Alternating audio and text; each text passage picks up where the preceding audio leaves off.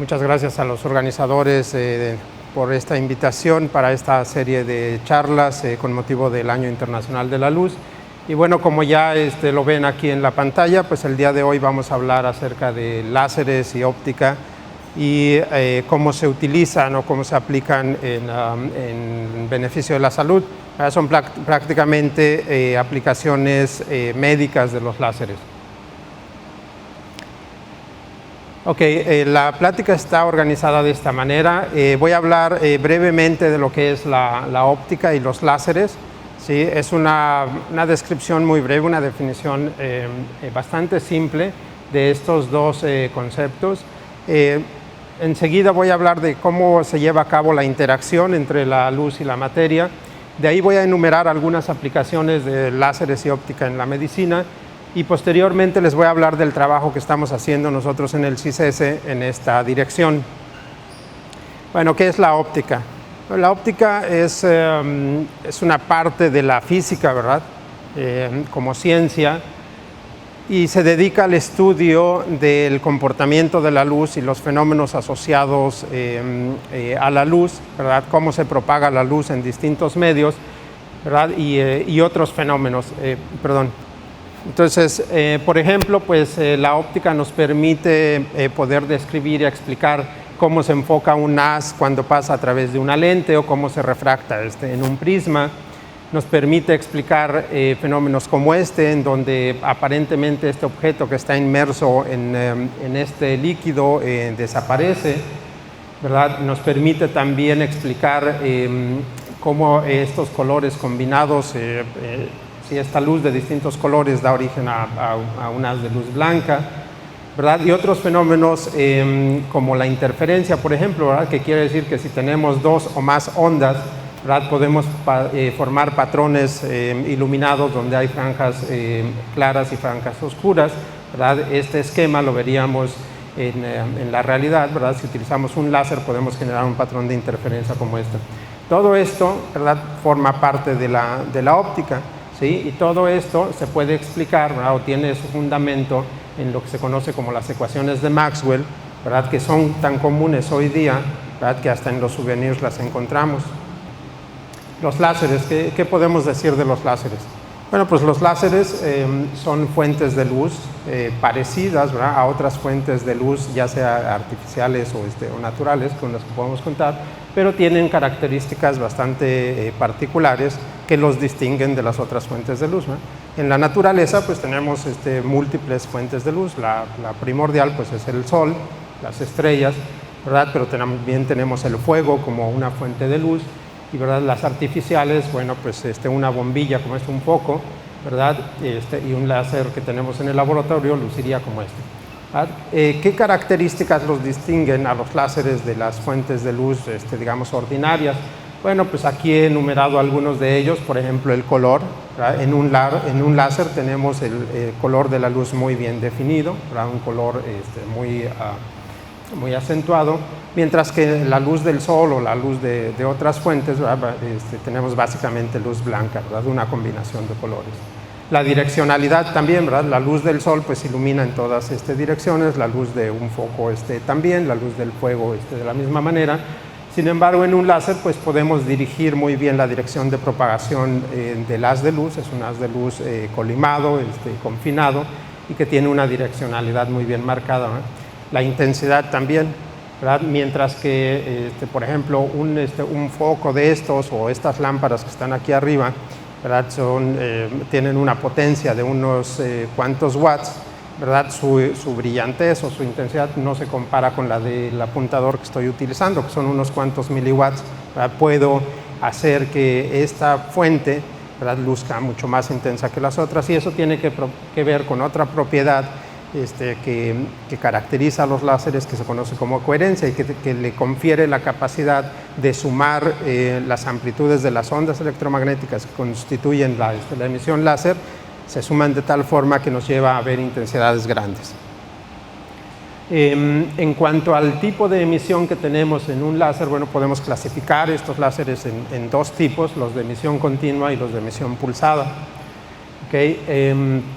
Entonces, básicamente un láser está constituido por una cavidad de espejos, un medio donde vamos a producir la luz, una fuente de energía externa, ¿verdad? Y de aquí vamos a observar emisión continua, como la de este apuntador, ¿verdad? O bien emisión pulsada, que quiere decir que en lugar de mientras está activado el dispositivo de encendido del láser, ¿verdad? En el de emisión continua, pues tengo emisión continuamente de la luz. En el de emisión pulsada, lo que yo vería es una cosa así, ¿verdad? Produzco pulsos de luz en el tiempo. En particular, en las aplicaciones médicas, vamos a ver un poco más adelante con algunos ejemplos específicos, los láseres pulsados tienen ciertas ventajas con respecto a los láseres continuos. Entonces, parte de los ejemplos que les voy a mostrar, voy a hacer énfasis en que los láseres que se utilizan para los tratamientos o las cirugías que vamos a ver, se hacen con láseres pulsados o sería conveniente hacerlos con láseres pulsados. Ok, la interacción luz-materia, ¿qué quiere decir? Bueno, si yo tengo un material, un medio, y hago incidir un haz de luz, puede ser un láser, un haz de luz sobre la superficie, pues uno de los efectos que voy a ver es el efecto de reflexión, ¿sí? La luz se refleja en la superficie de esta manera, es la reflexión especular. Pero también la luz, si el material es parcialmente transparente o transparente completamente, bueno, parte de la luz va a entrar al medio, se desvía de la trayectoria original, ¿verdad? Debido al efecto que se conoce como refracción, ¿sí? Y entonces la luz, si el material es transparente, ¿verdad? Va a pasar a través del material y la luz va a salir por el otro lado.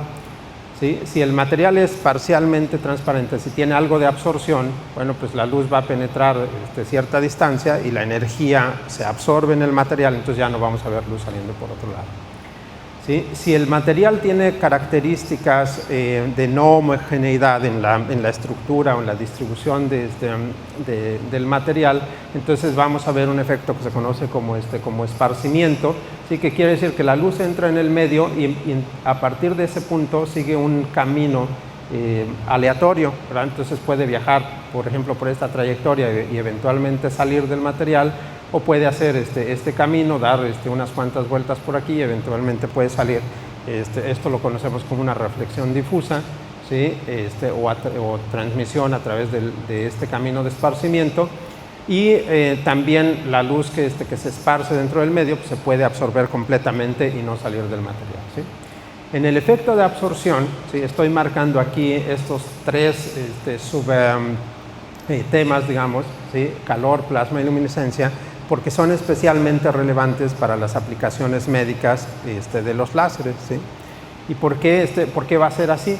Bueno, entonces, digamos, en las células que constituyen el tejido o los órganos en nuestro organismo, ¿verdad? Son un material que podemos considerar como un material óptico que tiene cierta absorción, ¿sí? Cuando la luz se absorbe en el material, uno de los efectos que vamos a ver va a ser la producción de calor, ¿sí? Entonces, si producimos calor en las células, pues podemos en un momento dado utilizar ese calor para llevar a cabo una terapia, pero también podríamos dañar esas células. Entonces vamos a poner atención en la producción de calor. La producción de plasma, ¿qué quiere decir? Bueno, si yo utilizo luz que entra en el material, ese material está constituido de átomos o de moléculas. Si esa luz es muy intensa, si el campo eléctrico de la luz es muy, muy fuerte, puedo arrancar electrones de los átomos o romper los enlaces moleculares, ¿sí? Generar partículas cargadas libres, electrones o iones positivos libres, y eso constituye lo que se conoce como un plasma, ¿sí? Una nube de plasma, que es un estado de la materia, ¿verdad? Eso da lugar a otro efecto que se conoce como ablación, y también va a ser importante en las aplicaciones médicas, porque si yo hago eso con una célula, con el tejido, pues también va a tener ciertas consecuencias. Y luego también le puse en la lista lo que se conoce como luminiscencia, que quiere decir lo siguiente: si yo a un átomo, ¿sí? Que está en su estado natural, vamos a llamarlo el estado base, le proporciono energía, este átomo o sus electrones van a pasar a lo que se conoce como el estado excitado, ¿sí? Que es un estado donde el átomo tiene mayor energía, ¿sí? Pero a la naturaleza le gusta ubicarse en el estado de menor energía, ¿sí? En el estado base. Entonces el átomo se excita, ¿sí? Pero va a tender a regresar a su estado original, ¿sí? Y en ese regreso pues va a emitir luz. Una de las posibilidades de regresar a su estado natural, la energía que había absorbido no se puede quedar con ella, la tiene que devolver, y una de las posibilidades es que la devuelva en forma de calor, en forma de sonido, etc. Y una de las posibilidades es que la devuelva en forma de un fotón, en forma de luz, ¿sí? Y esa luminiscencia en aplicaciones médicas se puede utilizar, por ejemplo, para hacer diagnóstico, ¿sí? Lo vamos a ver un poco más adelante. Ok, bueno, entonces aquí tenemos otra vez los mismos tres conceptos, ¿verdad? Entonces tengo un láser que lo enfoco sobre un material en la superficie o dentro del material, y una de las posibilidades es generar un incremento de temperatura, ¿sí? Si yo graficara ese incremento de temperatura, pues si aquí deposito el pulso láser, esto se calienta rápidamente, ¿sí? Y después eventualmente el medio se enfría. Entonces esta es la producción de calor. La generación de plasma se ve como esto, ¿sí? Esto es un pulso láser muy intenso que viene por aquí, lo paso por una lente de distancia focal muy corta, es decir, lo enfoco en una región muy pequeñita de aproximadamente 2 micras de diámetro, ¿sí? Lo enfoco, en este caso es en aire. Este punto blanco que ustedes ven ahí es el plasma que se formó porque estoy rompiendo las moléculas del aire, estoy ionizando esas moléculas, y entonces lo que se ve ahí, el punto blanco, es la luz que emite el plasma que generé, ¿sí? Y en este caso les estoy mostrando aquí un cultivo celular, ¿sí? Estos objetos verdes que están aquí son los núcleos del cultivo celular, ¿sí? Y vamos a aprovechar aquí para ver dos cosas. Una es, voy a depositar un pulso láser aquí en donde está marcado el círculo amarillo, ¿sí? Y lo que veo es que uno de los núcleos, ¿verdad? Ahora le falta un pedacito. Si esta es una secuencia en el tiempo, deposité aquí el pulso, dejo pasar unos segundos, veo que este núcleo le falta un pedacito aquí, y luego dejo pasar otros segundos, tomo otra fotografía en el microscopio y veo que donde falta el pedacito de este núcleo se empieza a teñir de rojo. Aquí lo que estoy haciendo es, por un lado, utilizar un pulso láser para hacer ablación en los núcleos de las células, ¿sí? Y por otro lado, este color verde y este color rojo son tintes que yo pongo en el cultivo celular, ¿sí? Que al iluminar las células con un láser de cierta longitud de onda, una longitud de onda que corresponde al color azul, ¿sí? Precisamente excita las moléculas de esos tintes que utilicé para teñir las moléculas, y las que florecen o las que luminescen en verde son células viables, es decir, son células vivas o sanas, y lo que está teñido en rojo son células que ya se murieron, ¿sí? Son células dañadas. Entonces aquí lo que veo en esta secuencia en el tiempo es, tenía las células viables, luego hice ablación, hice un plasma como aquí en esta célula, ¿sí? Le falta un pedacito, pasa un poco de tiempo, unos cuantos segundos, y veo cómo esa célula empieza a morirse, ¿sí? Entonces, esto, digamos, es un ensayo de la interacción de un pulso láser con una colección de células, y puedo seguir en el tiempo el daño que estoy provocando en las células. Ese tipo de cosas se pueden hacer. Ok, algunas aplicaciones de láseres y óptica en la medicina. Bueno, hablemos primero de las ventajas del uso de láseres en medicina, ¿sí? Bueno, ¿qué me permite hacer un láser? Bueno, pues un láser ya vimos, ¿verdad?, que a diferencia de otras fuentes, pues produce un haz delgadito que tiene una dirección muy bien definida, ¿verdad?, como este apuntador, y además si utilizo una lente para enfocarlo, pues puedo depositar esa luz en regiones muy pequeñitas, ¿sí?, que van a estar determinados por la longitud de onda de la luz, lo que se conoce como límite de difracción, ¿sí? Entonces voy a poder enfocar ese haz en tamaños de 1 micra, ¿sí?, para luz visible, ¿sí? Las células miden del orden de 10 micras, entonces podría yo aspirar a hacer una microcirugía o nanocirugía en una sola célula, ¿sí? Entonces puedo depositar energía de manera muy bien controlada, localizada, tanto espacial como temporalmente, ¿sí? Espacialmente porque lo puedo enfocar muy bien con una lente, y temporalmente porque como puedo utilizar láseres pulsados con pulsos que pueden ser muy pequeñitos, entonces tengo una alta localización de la luz tanto en el espacio como en el tiempo, y eso me permite, digamos, tengo un bisturí óptico extremadamente preciso. Además, los tejidos biológicos, ¿verdad?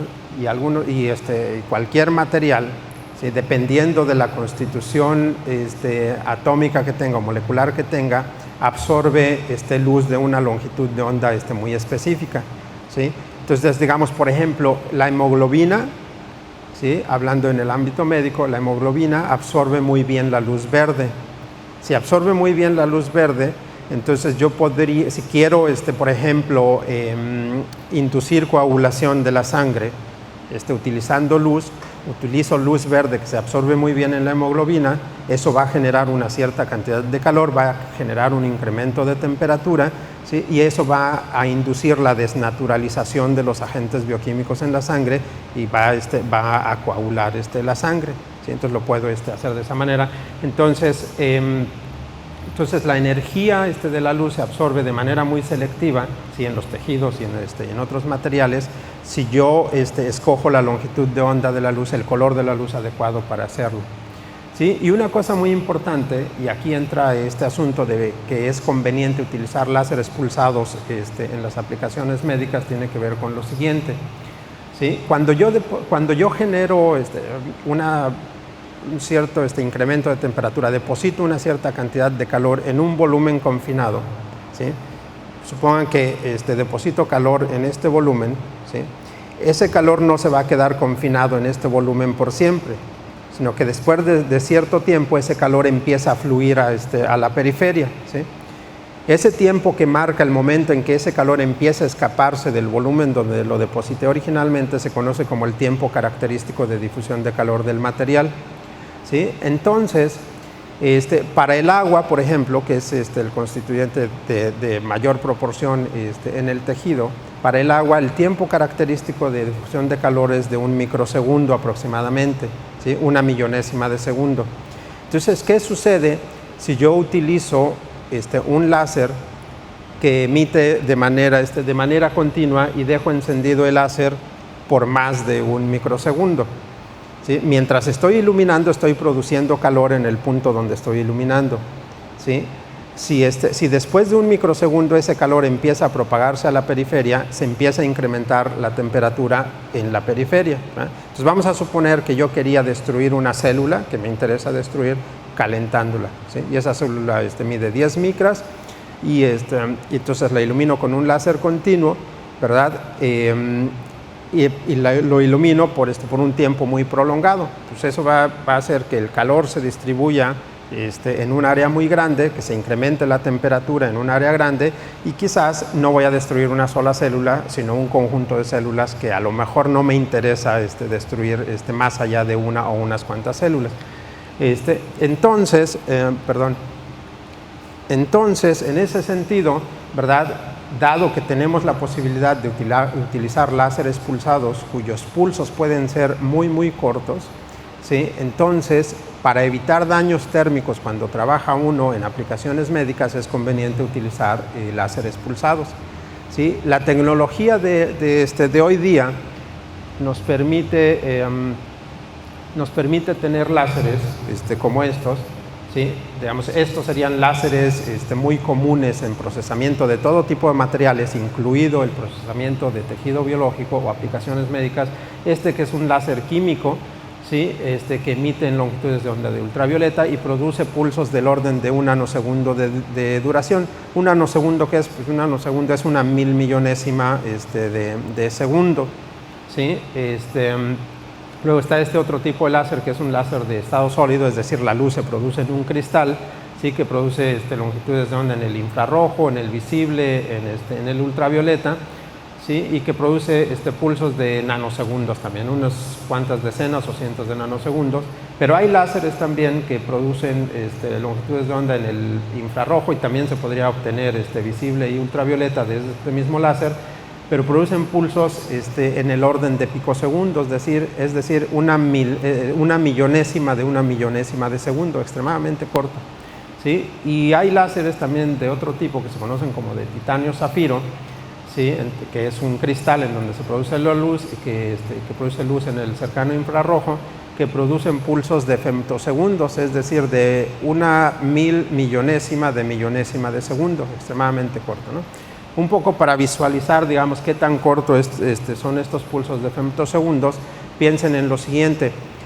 La luz se propaga a 300.000 kilómetros por segundo, ¿eh? Entonces, si yo mantengo encendido este apuntador por un segundo, la luz avanzó 300.000 kilómetros, ¿verdad? Bueno, un pulso de 100 femtosegundos apenas alcanzaría a avanzar 30 micras, ¿sí? En el periodo en el que dura el pulso, ¿sí? Entonces eso les da una idea de qué tan corto es el pulso en el tiempo. Ok, bueno, entonces si pensamos en las aplicaciones médicas, pensamos que nos conviene trabajar con pulsos que están por debajo de un microsegundo, ¿verdad? Ya un nanosegundo pues es 1.000.000 de veces, no, 1.000 veces más corto que un microsegundo, ¿verdad? Y un picosegundo es 1.000.000 de veces más corto que un microsegundo. Y en el régimen de femtosegundos estamos 1.000 millones de veces más corto que un microsegundo. Entonces esto nos quiere decir que si queremos llevar a cabo procedimientos, ¿verdad?, en donde no queremos que el calor se expanda más allá del área de interés, pues nos conviene utilizar pulsos que están en orden de nanosegundos o más cortos incluso. Ok, aplicaciones de hoy día en distintas áreas de la medicina. Bueno, pues tenemos en oftalmología, dermatología, odontología, terapias físicas, oncología, estética, y seguramente algunas más que no anoté ahí, ¿verdad? Una de las más conocidas, de las aplicaciones más conocidas de los láseres en la medicina, bueno, pues es en la oftalmología, el procedimiento que se conoce como LASIK, ¿verdad? Que sirve para qué? Bueno, pues sirve para corregir problemas de miopía, de hipermetropía, y consiste en lo siguiente. Esta es la córnea, ¿sí?, del ojo. Entonces lo que hacen los cirujanos, los oftalmólogos, ¿verdad?, es cortar una pequeña capa en la superficie de la córnea, esta que está aquí, la levantan, la retiran y luego con un láser dexímero, ¿sí?, como el que veíamos en la lámina anterior de nanosegundos en ultravioleta, evaporan o hacen ablación en la superficie de la córnea, ¿sí? Van retirando material de la córnea para darle a la córnea la forma ideal para que enfoque donde debe enfocar, en la retina, ¿sí? Entonces hace ese procedimiento con un cierto número de pulsos.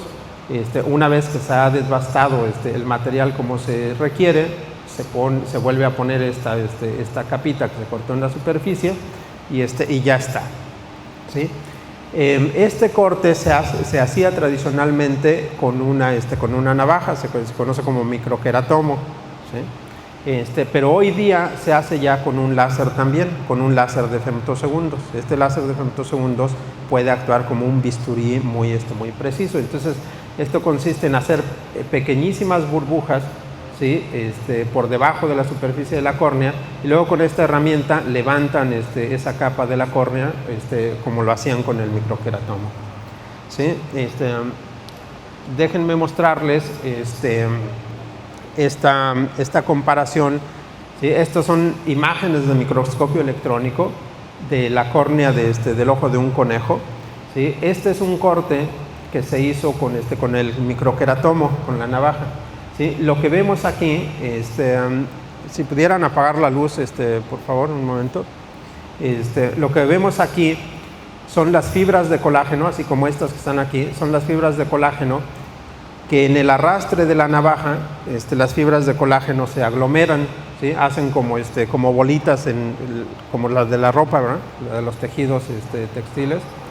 ¿Sí? Y este es un corte con el láser de femtosegundos. Este es un zoom, es una amplificación de esta zona de aquí, y lo que podemos ver es que cuando se corta con el microqueratomo tradicional, las fibras de colágeno se aglomeran, pero cuando se corta con el láser de femtosegundos, las fibras de colágeno no están aglomeradas, permanecen prácticamente intactas, ¿sí? Fíjense, aquí están todas aglomeradas y aquí permanecen intactas.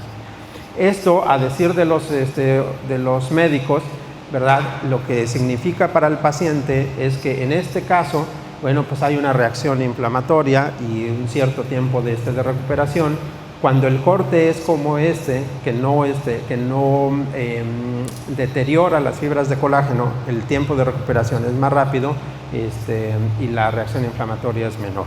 Entonces ahí se ve claramente una de las ventajas de utilizar la herramienta láser en un procedimiento médico.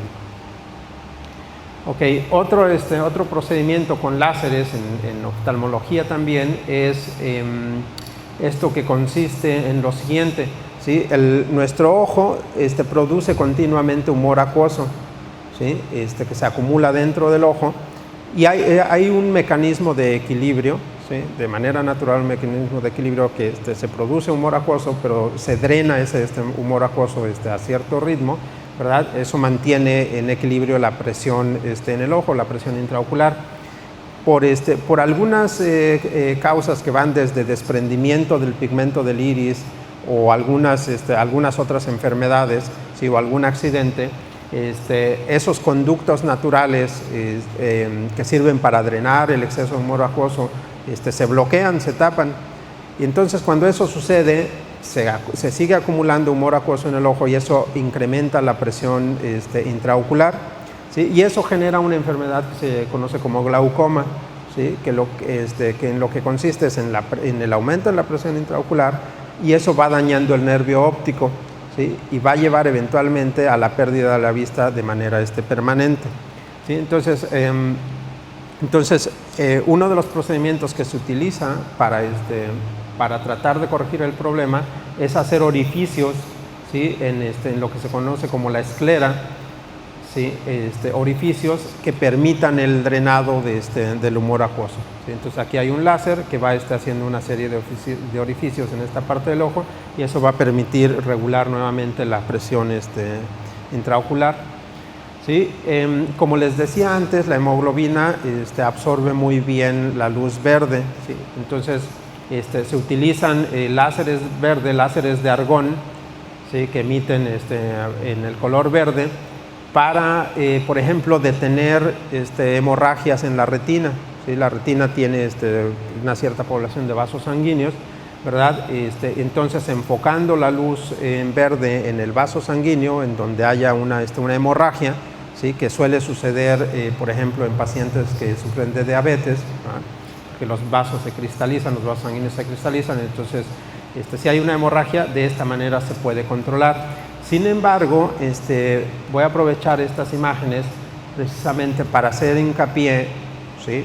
En lo siguiente. El láser de argón que se utiliza para este procedimiento es un láser de emisión continua. ¿Y qué es lo que ven ustedes aquí? Bueno, pues ven ciertos vasos sanguíneos aquí, ¿no? Y ven estas manchas oscuras. ¿Esas manchas oscuras qué son? Bueno, pues son tejido quemado, ¿sí? Y está quemado porque como se utilizó un láser de emisión continua, la exposición es demasiado prolongada, se deposita una cantidad excesiva de calor, este calor se propaga a la periferia, a estas zonas más grandes que el tamaño del vaso sanguíneo, y entonces este es un ejemplo de que utilizas el láser y quizás consigues el objetivo de parar la hemorragia, pero generas un problema nuevo, que es estas quemaduras en la retina, ¿no? Entonces aquí sería muy importante el uso de un láser de emisión pulsada. Hay otro padecimiento que se trata con láseres, que son estas manchas que se conocen como manchas de vino de Oporto, ¿sí? Que en lo que consisten es en vasos sanguíneos que están muy cerca de la epidermis. Son vasos sanguíneos que crecen, que proliferan muy cerca de la epidermis, ¿verdad? Y más allá del problema estético, si es que lo podemos llamar un problema estético, en algunos casos, como la proliferación de esos vasos sanguíneos tienen el efecto de empezar, por ejemplo, a deformar los huesos. ¿Sí? Empiezan a atacar el hueso y entonces empieza a ser un problema mayor. Bueno, también esos se trata con láseres verdes, ¿sí? Porque son vasos sanguíneos. Y una cosa que sucede es que el procedimiento es exitoso en un cierto porcentaje, digamos en un 70%.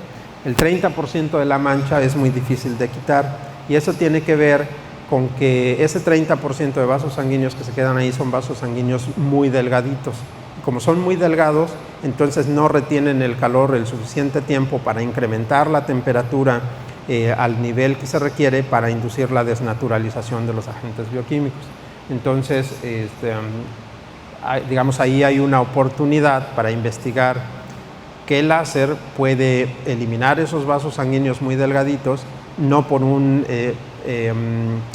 proceso de calentamiento, sino por algún otro mecanismo. Aquí les muestro un ejemplo de cómo entre más cortos son los pulsos láser generan menos calor cuando llevamos a cabo la interacción, en este caso con tejido biológico. Aquí lo que les muestro, en el eje vertical tienen temperatura que va desde 17 grados centígrados hasta 27, y en el eje horizontal es el tiempo en segundos. ¿Sí? Entonces lo que hicimos aquí fue utilizar un modelo de tejido biológico. Irradiamos ese modelo de tejido biológico por 1 minuto, ¿sí? Con pulsos de nanosegundos y con pulsos de femtosegundos, ¿sí? En negro es los pulsos de nanosegundos y en rojo los pulsos de femtosegundos. Es el mismo tejido biológico irradiado por el mismo tiempo, solamente que en un caso utilizando pulsos de nanosegundos y en el otro pulsos de femtosegundos. Y lo que vemos es que en el caso de nanosegundos, ¿verdad?, hay un calentamiento del tejido en la vecindad a donde estamos depositando los pulsos, ¿verdad? Pero el aumento de temperatura es marginal, ¿sí? Vamos de 17 a 25 grados, vamos a decir. ¿Sí? O sea, estamos aumentando 7 grados la temperatura. Y en el caso de femtosegundos, se dan cuenta que la temperatura no se incrementa para nada. Llevamos a cabo la interacción, hay un efecto en el tejido, pero no se incrementa la temperatura. Entonces, este es un tratamiento de tejido que es libre de daño térmico. ¿Sí? Este coeficiente de absorción que simulamos aquí en nuestro modelo de tejido es el mismo coeficiente de absorción que tiene la sangre para la luz verde. Ok, en odontología un efecto interesante que se observó en el 2003 esta es una pieza dental, ¿sí? Se cortó y se trabajó directamente sobre la dentina, ¿sí? Lo que está debajo del esmalte. ¿Sí? Entonces irradiamos con un láser de picosegundos, ¿sí? Y con el láser de picosegundos podemos hacer orificios en la dentina, ¿sí? Pero también si irradiamos de la manera adecuada podemos hacer que esa dentina se convierta en esmalte. ¿Sí? Entonces tenemos la posibilidad de utilizar el mismo diente, el mismo material del diente, la dentina, ¿sí? Para producir el esmalte que proteja esa dentina, ¿sí? Y eso se hace con un láser pulsado en el régimen de picosegundos. ¿Sí? Y hay otras aplicaciones, ¿no? Hay múltiples aplicaciones en las que ya no voy a abundar. ¿Sí? Fisioterapia, ¿sí? Por ejemplo, se puede hacer también con láseres, y en el ámbito estético también, ¿verdad? La remoción de cabello, ¿verdad? La remoción de tatuajes también se puede hacer con láseres. Bueno, entonces déjenme hablarles ahora de dos proyectos en los que estamos trabajando en el CICES, en el Departamento de Óptica, que consisten en lo siguiente. ¿Sí?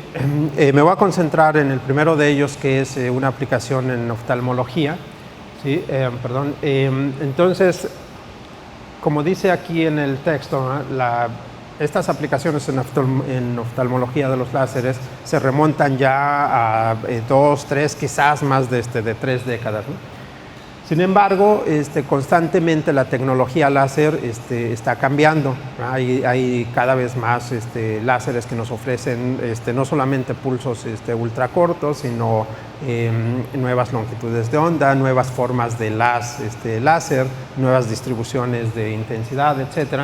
Y entonces, en base a esta evolución en la tecnología de los láseres y en otras disciplinas del conocimiento, ¿sí? De la física, podemos mejorar los procedimientos clínicos, ¿sí? Si estudiamos estas cosas con cuidado.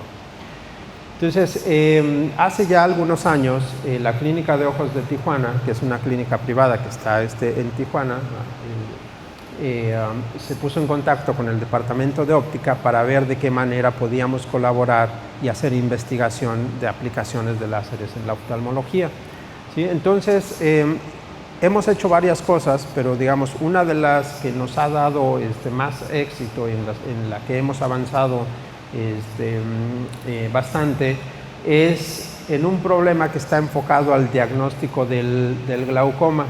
¿Sí? Entonces, ya les decía hace un momento, el glaucoma resulta del incremento en la presión intraocular, ¿sí? Y esa presión intraocular, si se eleva demasiado, daña el nervio óptico y finalmente va a llevar a la ceguera permanente. Entonces, es muy importante tener un buen método para saber en qué momento se empieza a incrementar la presión intraocular. Ahora, pues hay métodos que se utilizan en las clínicas, son métodos que llevan bastantes años utilizándose, ¿verdad? Y nosotros vamos a proponer una manera de medirlo a través de un efecto que se conoce como cavitación inducida por láser, que ahora en un momento les voy a decir en qué consiste.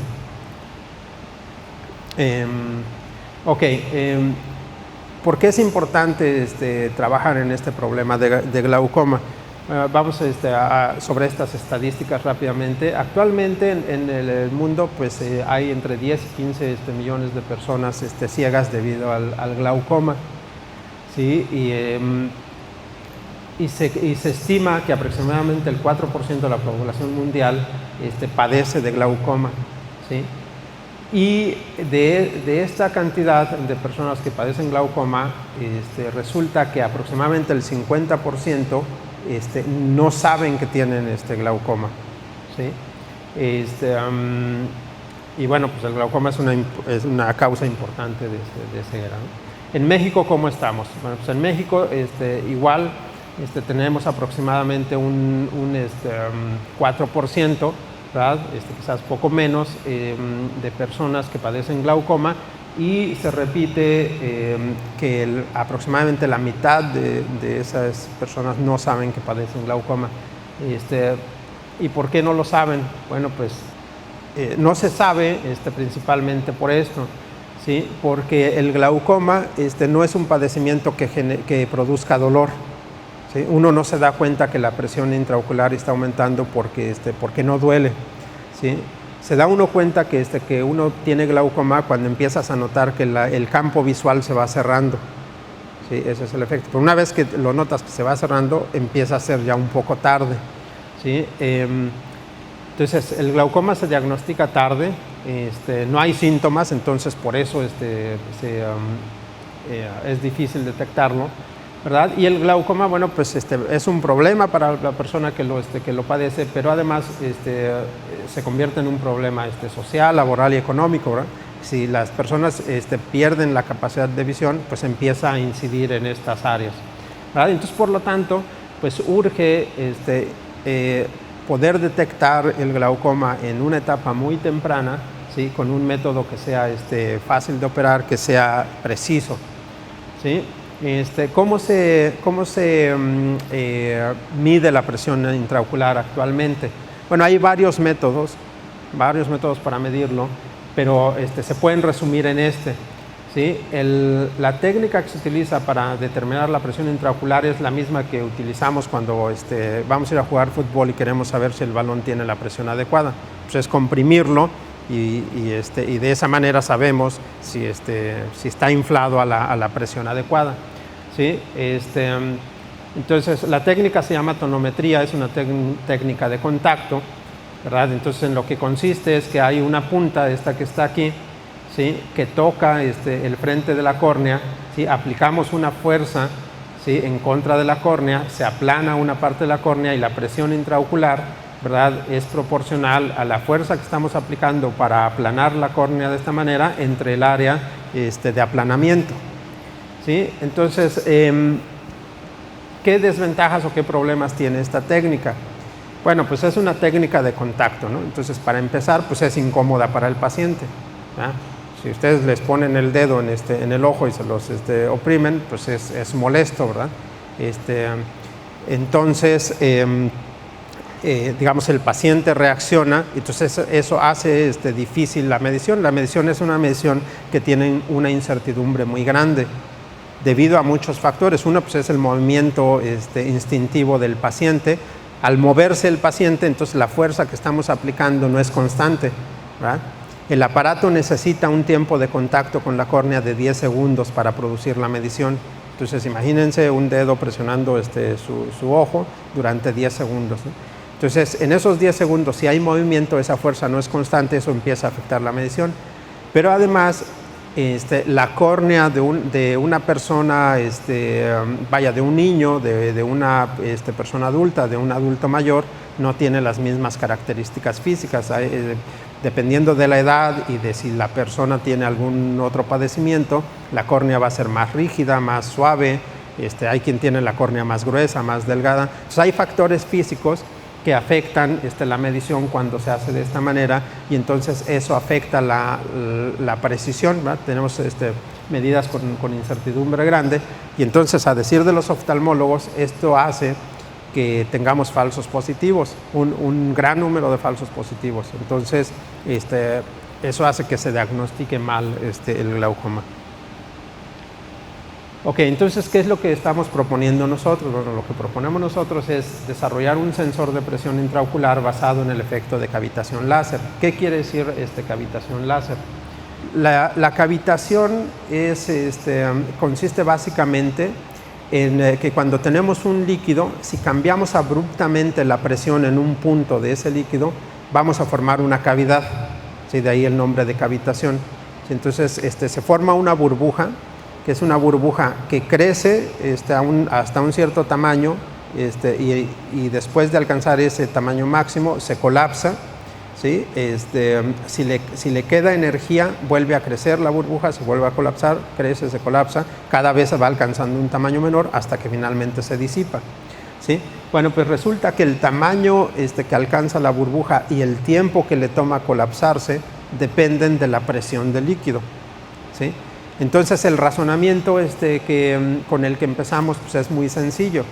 Si hacemos una burbuja de cavitación con el láser en el humor acuoso, ¿sí? Y podemos medir el tamaño que alcanzó la burbuja y el tiempo que le tomó colapsarse, entonces en principio deberíamos de poder determinar la presión dentro del ojo, ¿sí? Entonces ese es el razonamiento. Entonces este es un video de una burbuja de cavitación en una muestra de agua. Entonces ahí estoy irradiando con el láser, ¿sí? Eso que salió ahí es una onda de choque que se produce antes de que crezca la burbuja. Aquí creció la burbuja, de repente se colapsa y se disipa. Y de hecho vimos ahí una segunda onda de choque, ¿sí? Más débil. Bueno, pues eso es lo que vamos a hacer dentro del ojo. Esta burbuja alcanza un tamaño máximo del orden de unas 500 micras, medio milímetro. ¿Sí? Entonces son burbujas que se pueden hacer dentro del ojo, y el tiempo de vida de la burbuja, el tiempo que tardó en crecer y colapsarse, es del orden de unos 100 microsegundos, ¿sí? Una décima parte de un segundo, ¿sí? Obviamente aquí en el video tenemos un time lapse que nos permita verlo, pero eso es una burbuja de cavitación, ¿sí? Entonces lo que hacemos es lo siguiente, ¿sí?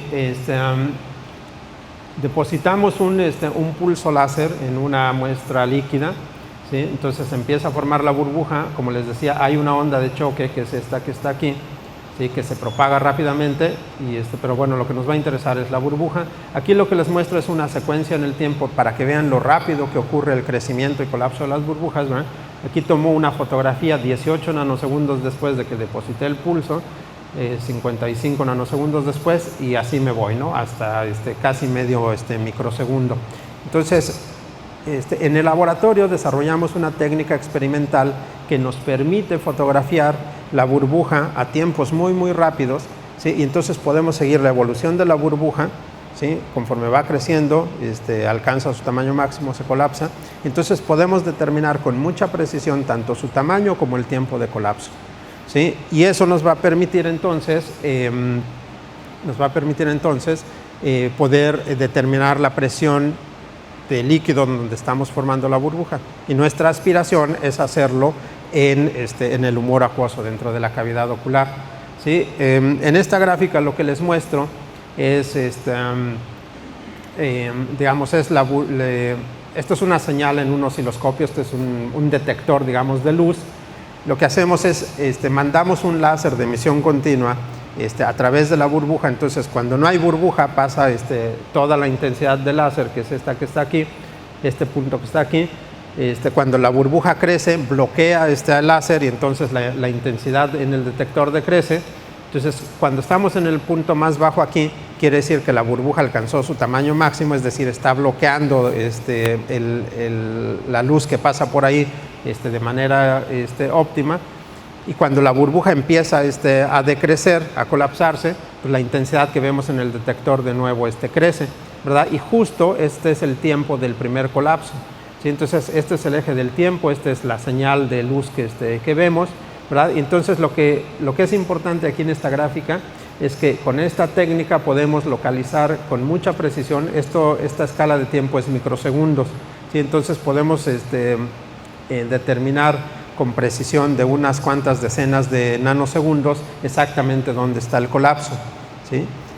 Y eso nos va a permitir, esa precisión en la medición del tiempo de colapso se va a trasladar a la medición en la presión intraocular. El esquema que vamos a utilizar, digamos, en un prototipo para este tonómetro láser, ¿en qué consiste? Bueno, pues esta es la cavidad anterior en el ojo, ¿sí? Entonces vamos a enfocar un láser que va a formar la burbuja aquí y tenemos un segundo láser, ¿verdad?, que pasa a través del lugar donde está la burbuja, ¿verdad? Y eso va a un detector en donde vamos a generar pues esta curva que está aquí, que nos va a dar la información del tiempo que toma llegar a este primer colapso, ¿sí?